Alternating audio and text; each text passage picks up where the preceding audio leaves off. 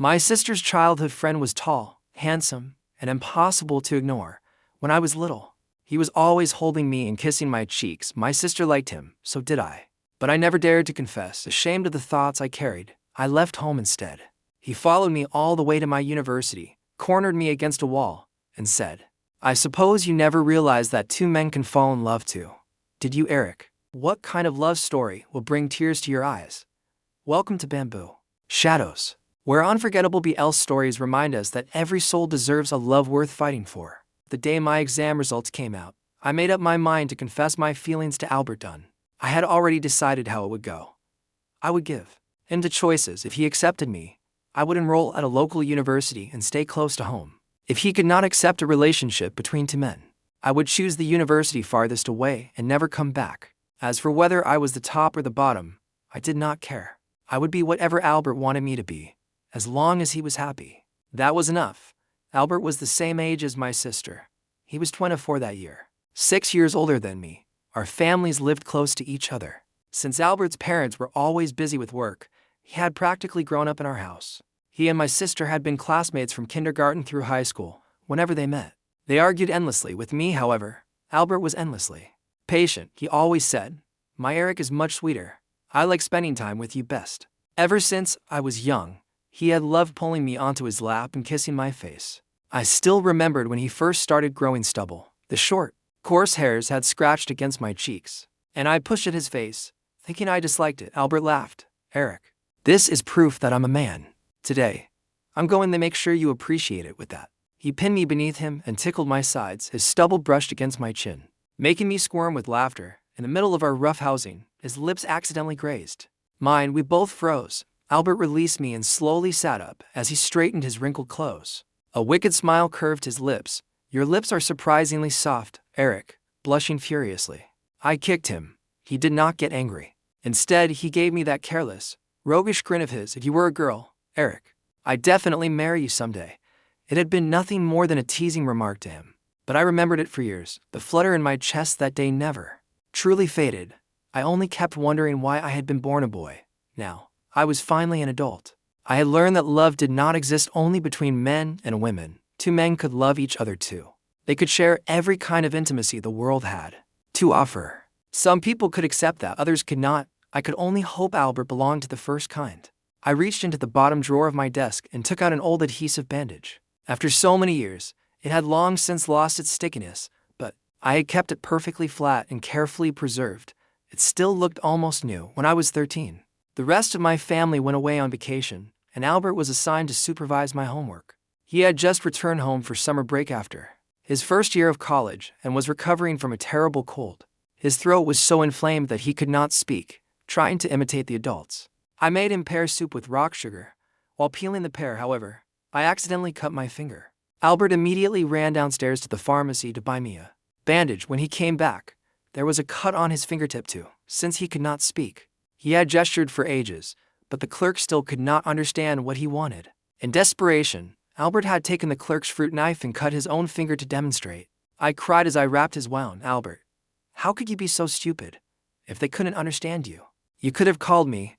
I cut my hand, not my legs. I could still walk downstairs. Albert stared at me for several seconds before laughing at his own foolishness. He typed a message on his phone and showed it to me. "My Eric really is the smart one." I was in such a hurry that I forgot to bring my brain. That day, the normally wild and untamable Albert pulled me into his arms and laughed like a 6'2" idiot. I carefully ran my fingers over the expired bandage before dialing Albert's number. His clear, magnetic voice came through the phone. "Hello, Eric. What did you call your big brother for?" His words were slightly muffled. He was probably smoking. Whenever Albert smoked, he liked to hold the cigarette between his teeth. It would hang loosely from his lips, always looking as though it might fall, giving his handsome face a dangerous, wicked edge. His tone became even more careless and teasing whenever he smoked. "Albert, my college entrance exam results came out. I wanted to hear your opinion." I took a deep breath. "Eric, I'm about to leave on a business trip. Once I come back, I'll help you look over your options." "All right." Albert seemed to remove the cigarette, and his voice became more serious. "I also have a present for you. And there's something I want to tell you, Albert. I want to see you. I only need half an hour." Just as I hurried to ask him to meet me, my sister pushed open the door. "Eric, Who are you talking to? She asked with a smile as she walked in. Albert, I answered honestly at once. She took the phone from my hand as though it were the most natural thing in the world. Albert, have you finished packing for the business trip? Albert gave a quiet laugh. Assistant Perry, please address me as CEO Dunn. Keep pretending. And I'll post those pictures of you wearing split crotch pants on the company forum. My sister threatened cheerfully. Emma Perry. When are you going to learn from your Eric and stop being so sharp-tongued? Albert said through gritted teeth. I don't want to be as mild-tempered as he is, my sister replied. Immediately. Albert, don't forget to pick me up. I have a lot of luggage. I won't forget, Miss Perry. Albert said with a helpless laugh. There was a trace of indulgence in that laugh, one that perhaps even he had not noticed. My sister and Albert had attended different schools after graduating from high school. After college, however, she joined Dunn Corp and became Albert's assistant and secretary. It seemed they were going on this business trip together. I stared at the phone after my sister ended the call and casually tossed it onto my bed. A dull sadness settled in my chest. I had not even finished talking to Albert. Eric, does this dress look good on me? My sister's voice interrupted my thoughts. She was wearing a pale pink dress that flattered every curve of her slender figure. When she turned, the skirt flared around her like the petals of a blooming flower. It looks good, I said with a nod. My sister was usually bold and energetic, but now her cheeks turned a rare shade of pink. A shy, girlish expression crossed her face. Eric, do you think Albert will like it if I wear this dress when I confess to him? Even her earlobes were red. Her eyelashes fluttered as she looked at me expectantly. My heart seemed to stop. My throat closed so tightly that I could not speak. So my sister liked Albert too. How had I been so blind? People often said that constant bickering could hide affection. Was that not exactly what my sister and Albert were like? They had argued since childhood, yet after every fight, they continued playing together. The more they quarreled, the closer they seemed to become.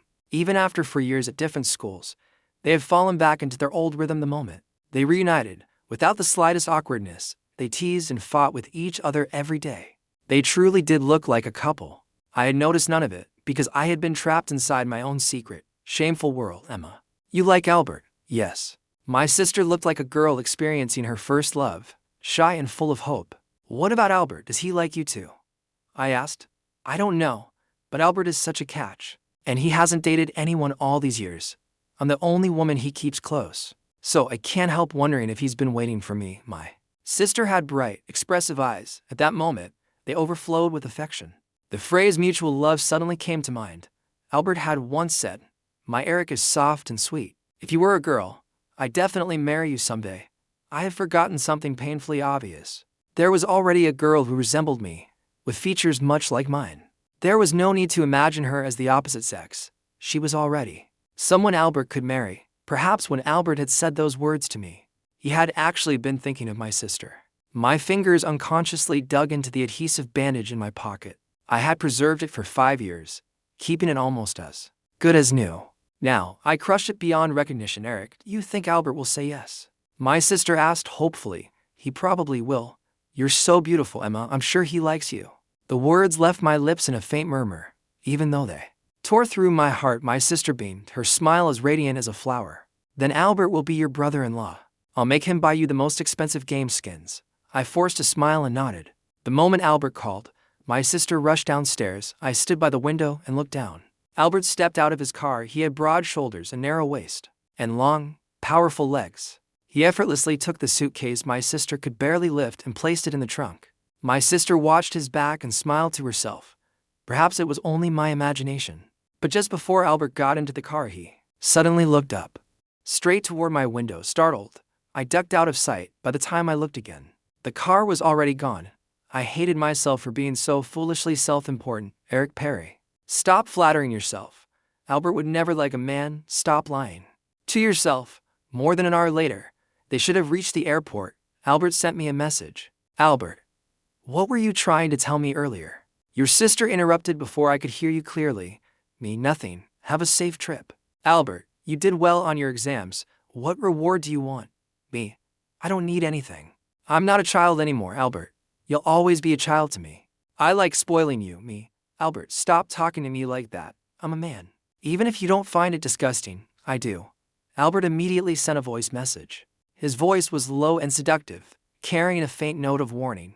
Are you asking to be punished? Little boy, He was always saying affectionate, ambiguous things like that, drawing me deeper into the tenderness he offered without even realizing it. Even when he was angry, there was something indulgent beneath his forcefulness.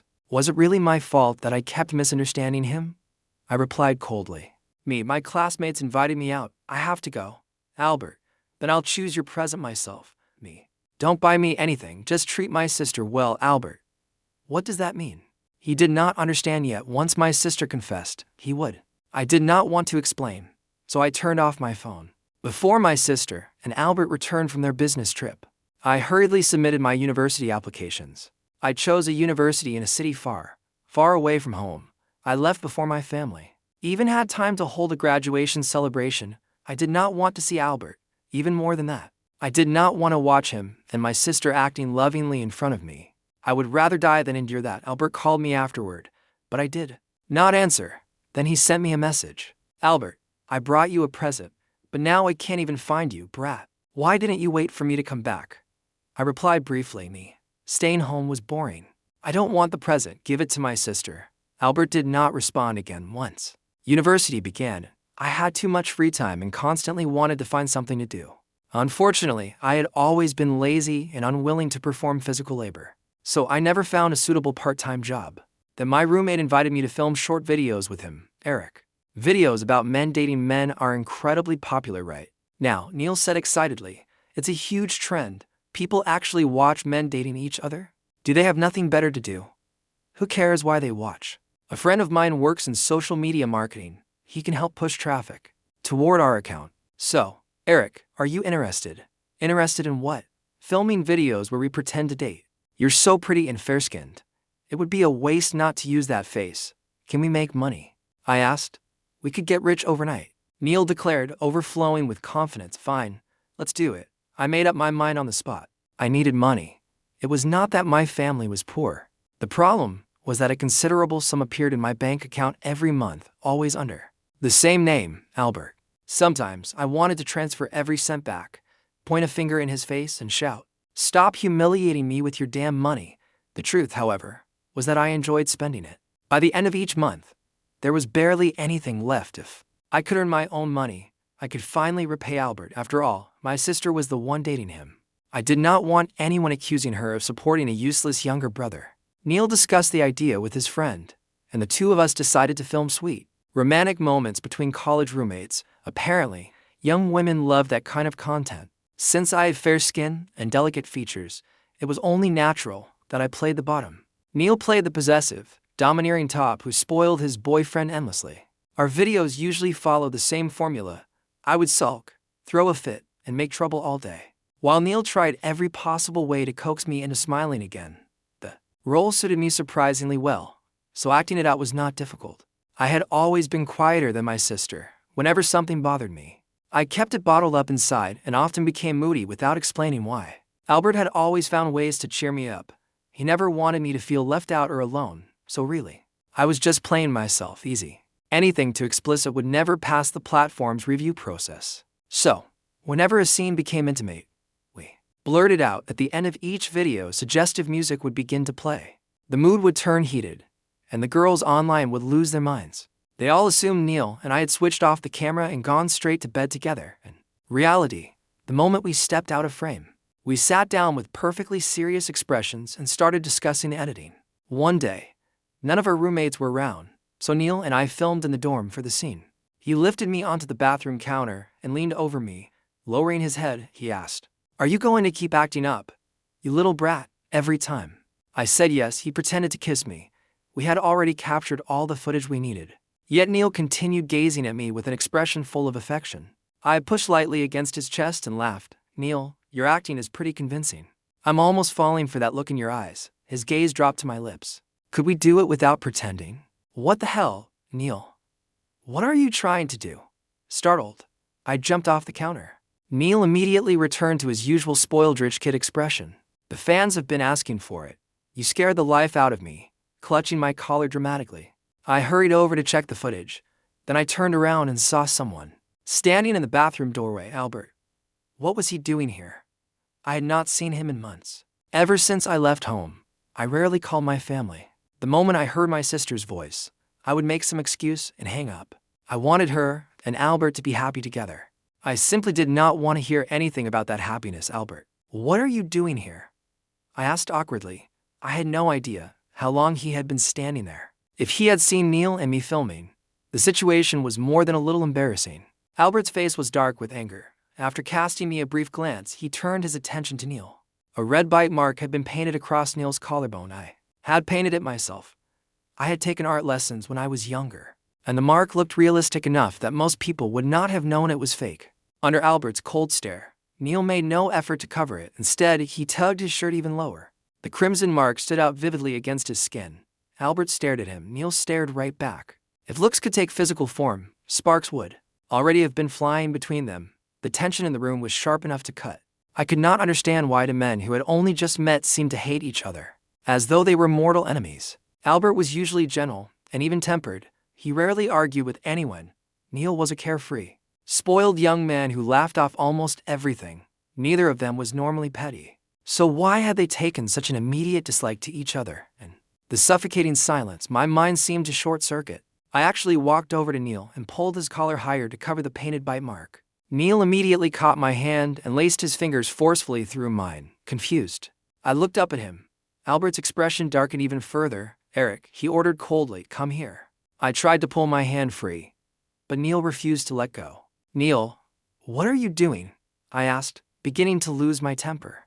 Neil lowered his head and smiled helplessly. "I can't resist you when you act cute." "You're the one acting cute, asshole." I glared at him. Neil finally released my hand. Before I could react, Albert seized my other wrist. His grip was rough and forceful.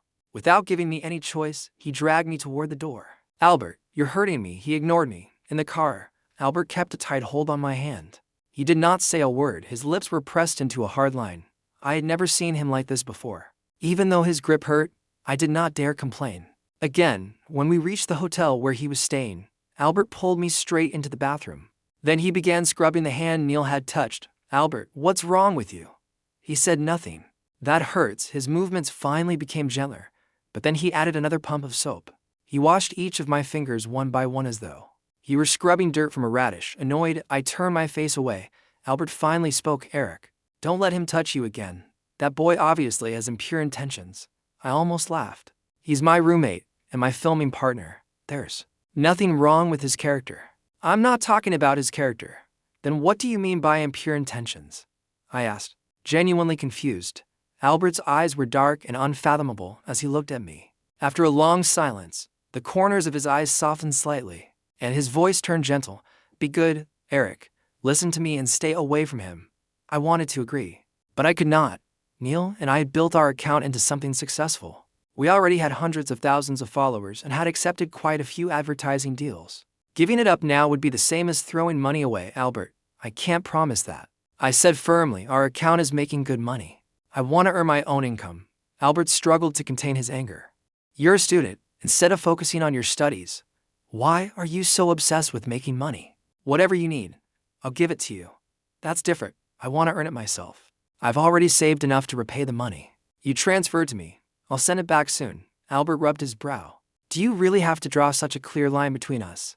"Yes, my sister is my sister, and I'm me," I said with a smile. Just because he was dating my sister did not mean I could shamelessly take advantage of him. Albert raised an eyebrow. "What does this have to do with your sister?" I forced myself to grin as though I did not care. "Why are you still pretending? Aren't you and my sister together?" Albert frowned and sighed. "Your sister did confess to me, but I turned her down." "Why?" I asked in shock. "I don't like her that way. There's no romantic feeling between us. I've always seen her as family, and I never considered having that kind of relationship with her." Albert gave a bitter smile. "My sister must have been devastated." "She was. She demanded that I double her salary and said she would never forgive me unless I did."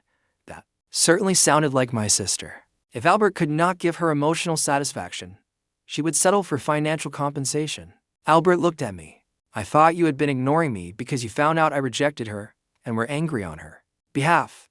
Now I can see that wasn't the reason. So tell me, Eric, why did you suddenly stop talking to me?" I picked at my fingers and began making up an excuse. "You all took such good care of me growing up that I suddenly wanted to learn how to be independent." Albert smiled and shook his head. "What's wrong with being protected? Why insist on making life harder for yourself? My parents will grow old. My sister will get married, and you'll get married too. No one can protect me forever. Albert nodded thoughtfully. Your parents will grow old, and your sister will get married. But I may not marry a woman, and even if I do get married, I can still protect you. The two things don't conflict. You don't understand, Albert. If you ever get married, I'll never bother you again. Why? You don't need to know. I pulled my hand away and walked out of the bathroom. When I first learned that Albert had rejected my sister, a shameful flicker of happiness rose inside me. But once I calmed down, another thought struck me. Albert was so obviously straight. How could he possibly be gay? The idea that I could turn the older brother who had watched me grow up into a man who liked men was nothing more than wishful thinking. I stepped onto the balcony and called my mother. She confirmed that my sister and Albert had never gotten together. Then why didn't any of you tell me? My mother sounded exasperated. Every time I mentioned your sister on the phone, you hung up. When was I supposed to tell you? And your sister is far too proud to bring up something like that herself. Then, she asked, did you see Albert? I heard he's thinking about opening a branch office in the city where your university is. He went there this time to inspect the area. Why would he suddenly want to expand here? I don't know. By the way, I introduced him to a young woman. Remind him to come back soon so they can meet. Your aunt has been worried that your sister was heartbroken. She has no idea how much money your sister squeezed out of Albert. I feel guilty, so the least I could do is introduce him to someone else. I ended the call, feeling dejected. See? Even if it was not my sister, there would always be some other woman. I composed myself and returned to the living room. Albert was sitting on the sofa, staring at his phone. His expression was so dark that he almost looked sick. He seemed 1 second away from hurling the phone across the room. Albert, what are you looking at? He slowly raised his head. A dangerous, almost terrifying smile curved his lips. Then he spoke each word with deliberate emphasis. Eric, are these the videos you've been filming? He turned the screen toward me. He had somehow found the account Neil and I shared. It was called Dorm Life with Two Boys in every video. Either Neil was pinning me down, or I was trapped beneath him. It was exactly the kind of content young women loved. Most straight men, on the other hand, would probably find it a little beyond their comprehension. I reached for the phone. Albert had clearly anticipated that. He slipped it into his pocket and narrowed his eyes at me. Albert, let me make up an excuse. No, wait, let me explain. Albert crooked a finger at me and patted the cushion beside him. I obediently sat down. He draped one arm over my shoulders and drew me against his side. Eric, he said quietly, explain. It was all for the money. Neil and I have never crossed any boundaries. Every kiss was staged, I swear. Albert slowly rubbed my arm with his large hand, his tone unreadable. You like him? How could I possibly like him? We're both men. What about him? Does he like you? That's impossible. Neil's family is rich. He could have as many girlfriends as he wanted. Does he have a girlfriend? Well, no, I admitted softly.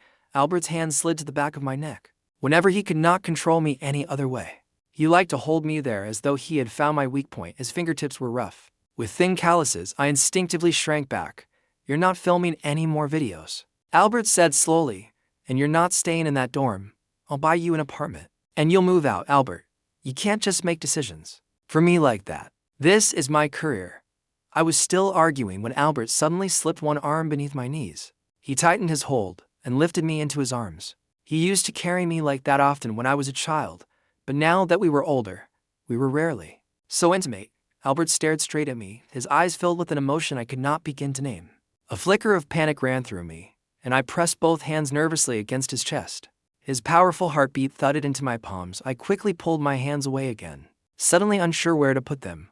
All I could do was watch as Albert leaned closer. His scorching breath brushed over my face, and I swallowed nervously.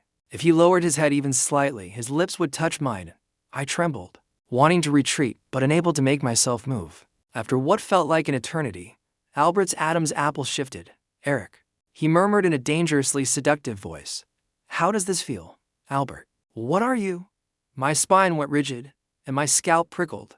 The next second, Albert dropped me neatly back onto the sofa. His eyes were already clear and composed, as though the tangled, intimate moment between us had been nothing more than a dream. When he spoke again, his tone carried the grave patience of an older man lecturing a naive child. Eric, you're still too young. You see many things far too simply. Don't you understand that one man can feel desire for another? Just because you don't think that way doesn't mean that boy doesn't. What will you do if he tries to? force himself on you one day, with those thin arms and legs of yours. Do you really think you could stop him? Embarrassment and anger flooded through me at once. What was that supposed to mean? After teasing me like that, he had only been trying to teach me a lesson. How do you know I don't understand? I snapped. I know far more about what men do together than you do. I'm telling you, I'm gay. Men are exactly who I like, Eric. Don't say things just because you're angry. Albert's gaze darkened. I'm not saying it out of anger. It's the truth. I wanted to return to campus, but Albert refused to allow it in the end. He threatened to tell my mother about the videos Neil and I had filmed if I did not listen to him. Only then did I stop arguing. There was only one bed in the room.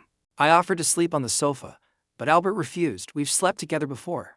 He said with an unconcerned smile, Eric, I practically raised you in my arms. That was when I was little. Still sulking, I lay down on the very edge of the bed. But when I woke in the middle of the night, I discovered that I was sleeping in Albert's arms. His breathing was deep and even. One of his arms was beneath my head, while the other rested around my waist. I felt so wrong that I nearly cried. Albert, how could you understand nothing and still hold me with such complete innocence? Meanwhile, I lay in your arms, caught between happiness and resentment until my chest ached. It was so unfair. In a fit of frustration, I kissed him. At first, it was only the lightest brush of my lips against his. When he continued sleeping soundly, my courage grew. I became so excited that my teeth accidentally knocked against his lip. Albert frowned slightly and let out a low sound. I froze in terror, but soon his breathing deepened again. This time, I did not dare hurt him. I only kissed him gently. Albert's body was unbelievable even in his sleep. The muscles of his abdomen remained firm beneath my wandering hands. He was impossible not to admire. Like a cat stealing a forbidden treat, I secretly acted out every scene I had imagined for so long. Only after I had finally had my fill and felt thoroughly satisfied did I drift back into a deep sleep. What I did not know was that while I moved quietly beneath the blankets, Albert opened his dark, wakeful eyes after I fell asleep.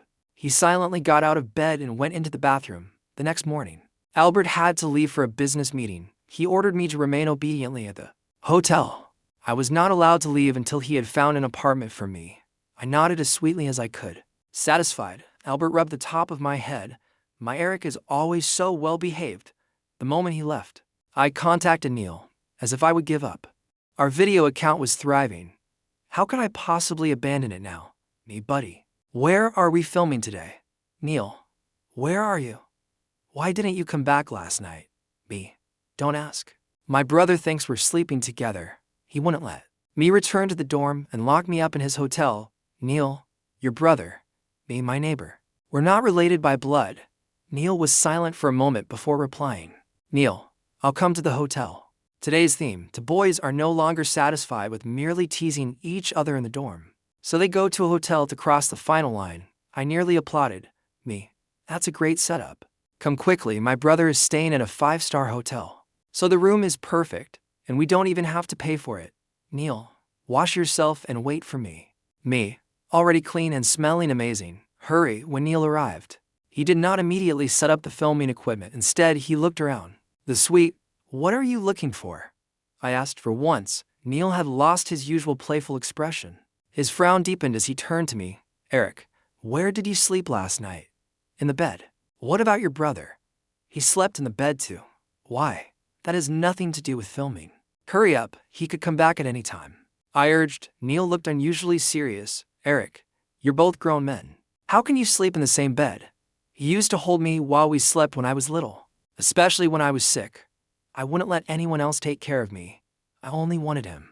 It's not a big deal, is it? I lied without so much as blinking. If Albert ever found out what I had secretly done to him the night before, he would probably strangle me. You said it yourself. That was when you were a child, Neil replied. You're both adults now. You should keep some distance. Absolutely not. That night, I planned to get Albert drunk and kiss him properly. The night before, I had been so nervous that the thrill had outweighed the pleasure. Still, I nodded obediently at Neil. All right, I understand. I'll tell him to book another room tonight. Neil's expression finally eased. The scene we planned to film that day involved the top's birthday. The bottom gave him several presents, but the top disliked every one of them. Annoyed, the bottom demanded, "What exactly do you want?" The top crooked a finger with a wicked smile. Come here, I'll tell you. The scene would then cut away, leaving the audience with a long suggestive gap to fill with their imaginations. The next shot opened on the hotel's large white bed. Two boys lay beneath the covers, their bare shoulders exposed. The sheets were so tangled that anyone could guess what had supposedly happened. The bottom looked at the bite mark on his shoulder and asked, his ears turning red, "Are you satisfied with this present?" The top gave him a wicked grin. "Can you give it to me again?" Then the image blurred into soft focus as flirtatious. Laughter played in the background. Originally, after Neil said, "Can you give it to me again?" I was supposed to bury my face against his chest. That was where the scene ended. I was about to climb out of bed and check the footage, but Neil remained above me and refused to move. "What's wrong?" I asked, confused. Did we miss something? Neil stared at me without blinking. "Eric, let's stop pretending and make it real." "What?" Before I could process what he meant, Neil lowered his face. "That bastard actually bit me." I hissed in pain. "Neil, have you lost your mind?" Neil looked up and pinned my shoulders down with all his strength. Fear wiped my mind blank. I could only resist on instinct as he leaned closer. "Eric, we're so sweet together." "The fans are obsessed with us," Neil said, naked desire burning in his eyes. "I really do like you. Let's be together." It was all fake. Fake. "Neil, get the hell off me." I raised my arms to block him.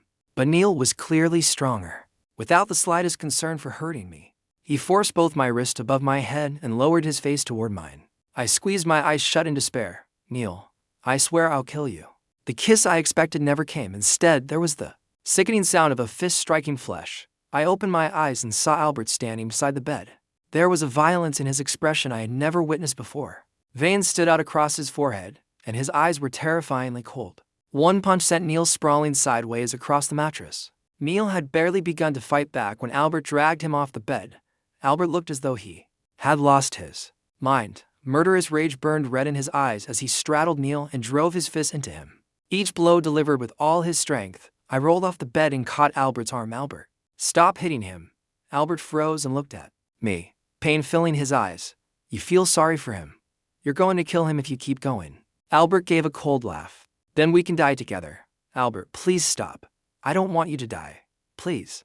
I clutched his arm against my chest, close to tears. At last, Albert stopped, with open disgust. He wiped the blood from his knuckles across Neil's face. "Harass Eric again, and I won't let you walk away." Neil spat out a mouthful of blood and smiled provocatively. "Eric and I live in the same dorm. You can stop me today, but can you watch him every day?" Albert's gaze turned dark and unfathomable. "Yes," he said calmly, "I can." Albert took me to an apartment. I had not expected him to be so efficient in a single morning. He had already found a place and completed all the paperwork. "Albert," I carefully tugged at the hem of his shirt. "Ever since I was little, I had been skilled at making myself look pitiful." Albert had never been able to resist my wounded, pleading eyes. This time, however, he said nothing. He walked to the balcony and returned with the dog chain. "Albert, why do you have that?" "You weren't planning to. Had he prepared it in advance? The previous owner used it for his dog." Albert said, "It seems perfect for an ungrateful little stray like you." He sat down beyond my reach and opened a bottle of red wine chained to the headboard. I sat as obediently as possible and tried my best to look harmless while he drank glass after glass. "Why are you drinking?" Albert, gradually, the alcohol began to affect him. He came over, lifted my chin between his fingers, and stroked it gently. "Why?" he murmured. "Because when I'm drunk, my sense of morality isn't quite so strong." Then he kissed me. I had never known that a kiss between two men could be so forceful, so fierce. There was no patience, no gradual tenderness. He descended on me like a storm, leaving my mind completely blank. By the end, the taste of blood lingered between us, and I could no longer tell whose it was. After what felt like forever, he finally stopped his relentless assault and rested his forehead against mine. "Eric," he said, his voice thick with anguish, "I've spent all these years refusing to touch you, and you went to bed with him."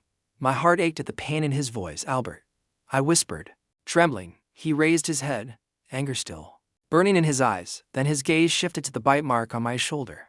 Neil's teeth had rubbed away the painted mark.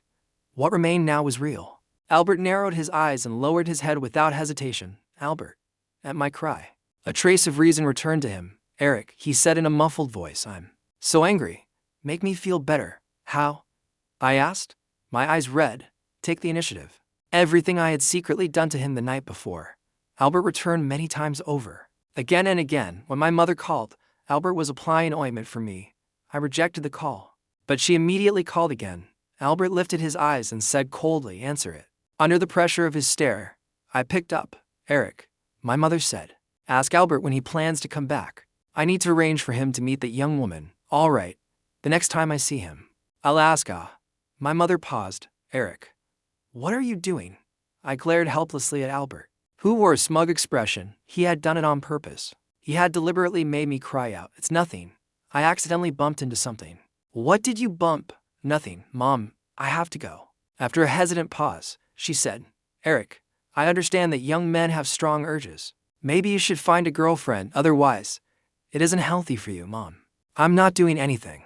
I ended the call in a panic. The culprit looked completely pleased with himself as he smiled at me. Anger surged through me. I rolled over and pinned Albert beneath me. He did not resist, if anything. He looked as though he was enjoying himself. Holding him down, I gripped his chin firmly. Call me daddy, and I'll let you go. Unfortunately, insulting him seemed to excite him even more. His breathing turned uneven, and he ran his tongue over his lips. Eric, you can do anything you want to your big brother. 3 days later, I returned to the dorm to pack my things. Albert came with me. Neil hurried over. Eric, he didn't do anything to you, did he? Albert folded his arms and gave a dismissive scoff, his expression clearly saying, let's see how long you can keep pretending, afraid they would start fighting. Again, I quickly explained, Albert would never hurt me. I came back to withdraw from school. I'm going abroad for a few years. Neil stared at me in shock. Is he forcing you? I shook my head. No, it's my choice. Neil still looked unable to believe it. Then what about our video account? Albert spoke lazily. Don't worry about the account. I already reported it and had it suspended. What the hell? Neil immediately pulled out his phone. When he saw that the account really was gone, he lunged at Albert in despair. You manipulative bastard. I'm going to kill you. Albert did not move. Instead, he glanced at me. The meaning in his eyes was obvious. Aren't you going to protect your husband? I had no choice but to step between them and shield him. Once we got into the car, however, Albert decided I needed to be punished again. His reason was that, while protecting him, I had accidentally made physical contact with Neil for 1 whole second. The moment we got into the car, Albert began lecturing me. Lift your hips higher. Eric, you understand what you did wrong. And remember this, when I'm angry, you shouldn't tie your drawstring yourself.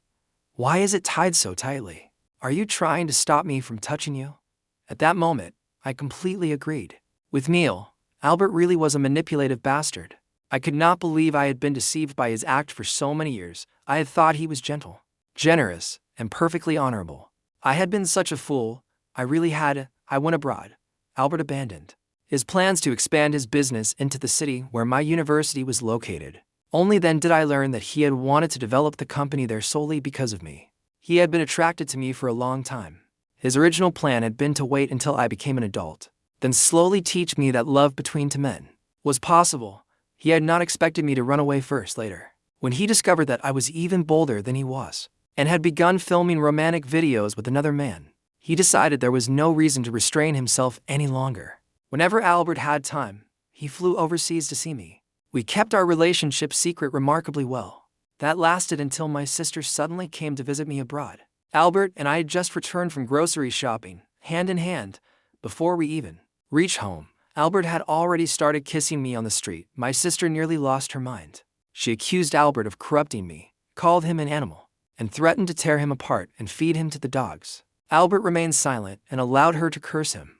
Only after she finally ran out of breath did he speak. I'll double your salary again if you pretend you never saw anything. My sister answered immediately. Deal. In my 5th year abroad, my mother finally discovered our relationship.